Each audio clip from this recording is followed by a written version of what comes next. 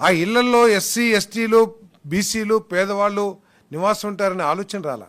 కానీ ఈరోజు ఈ ముఖ్యమంత్రి గారు ఏం చేస్తున్నారో ప్రజలందరూ కూడా ఆలోచించాలి. 18,61,000 ఇల్లు కంప్లీట్ అయితే శాంక్షన్ చేస్తే 1924లో వాళ్ళు కంప్లీట్ చేసింది కేవలం 6.7 లక్షలు 6.5 లక్షల ఇల్లు మాత్రమే పూర్తి చేశారు. మిగిలిన ఆయనకి మిల్లేనే చంద్రబాబు నాయుడు గారు ఆలోచించినట్లయితే ఇదంతా కూడా వైఎస్ఆర్సీపీ టైంలో ఇచ్చారు, మనకేంటి సంబంధం అని కనుక ఆలోచించినట్లయితే మిగిలిన దాదాపు 12 లక్షలు 11,90,000 ఇళ్ళని రద్దు చేసేయాలి. నాకు సంబంధం లేదు, మీరు వెళ్ళి జగన్మోహన్ రెడ్డి గారిని అడుక్కోండి అని చెప్పేసి నిర్దాక్షిణ్యంగా తీసేయచ్చు.